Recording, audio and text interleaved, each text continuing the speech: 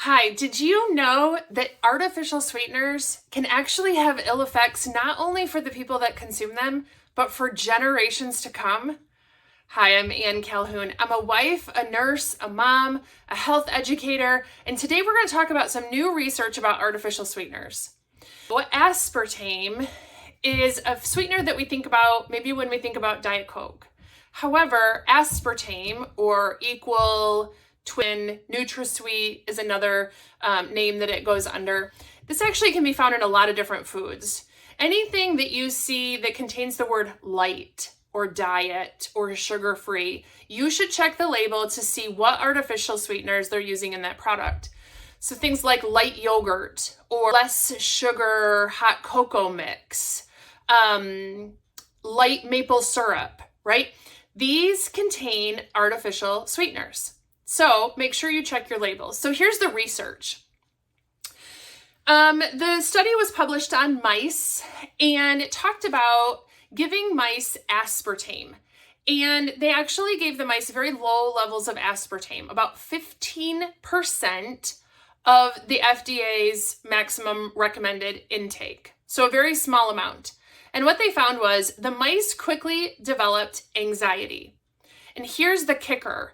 So not only did the mice develop the anxiety, but the mice's children and grandchildren also had anxiety because of the aspartame that the original generation was exposed to. Again, a very small amount. So this is an evidence of epigenetics. Epigenetics is how genes, or our DNA, is expressed based on our environment, based on our food intake, based on the toxicity we're exposed to.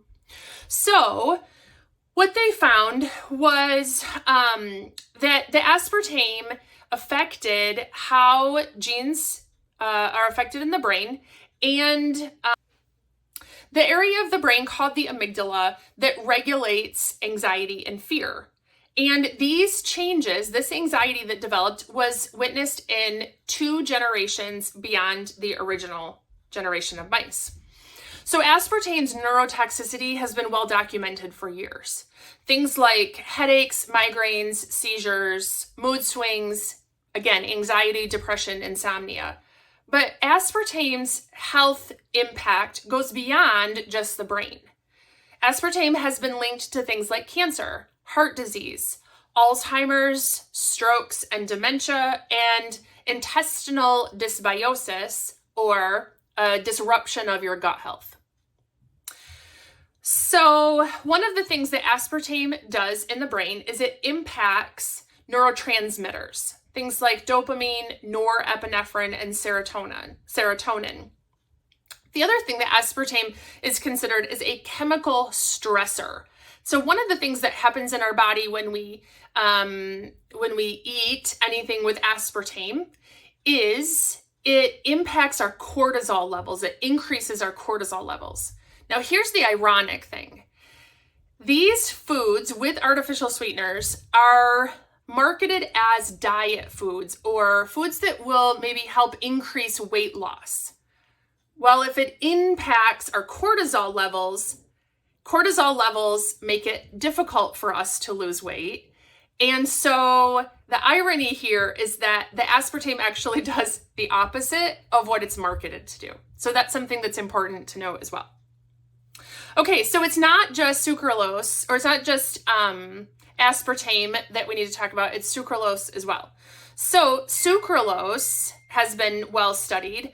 And again, when given in low doses, like the aspartame, it is shown to induce gut dysbiosis, or impact your gut health, and it impacts your glucose and insulin levels as well. Now, not surprising, the research with all artificial sweeteners, when taken in higher doses, so when people drink a lot of diet soda, or they eat a lot of these foods that contain artificial sweeteners, it puts them at a higher risk of cancer. So aspartame intake was linked to higher risks of breast cancer and obesity-related cancers, including stomach, liver, colon, and rectal cancers. total cancers increased by 13% among artificial sweetener consumers, while the risk of breast cancer rose 22%. So you might be asking yourself, I'm done having kids. My artificial sweetener intake isn't going to affect any generations from an epigenetic standpoint. Listen, I'm in that boat. But one of the things that I will start doing or paying more attention to as a result of this new information is making sure that these things aren't in our house. I think it's so easy to look at a product and not realize, have it not be glaringly obvious that there's artificial sweeteners in it. So the other thing is I'm going to make sure that my kids, that I educate them on this, that I educate them on sneaky labels, things that might contain artificial sweeteners, but it's not obvious. So at the root of all this, artificial sweeteners are in artificial food. If you stick to your farmers markets, if you stick to the outer aisles of the grocery store, as I tell my children, if we eat food that God made, we're just going to be healthier, and we're not going to run the risk of running into these artificial sweeteners. So I hope this information is helpful. If you want to know the next health tip that I have to share, like this video, subscribe to my YouTube channel, and you will be the first to know when the next video is available.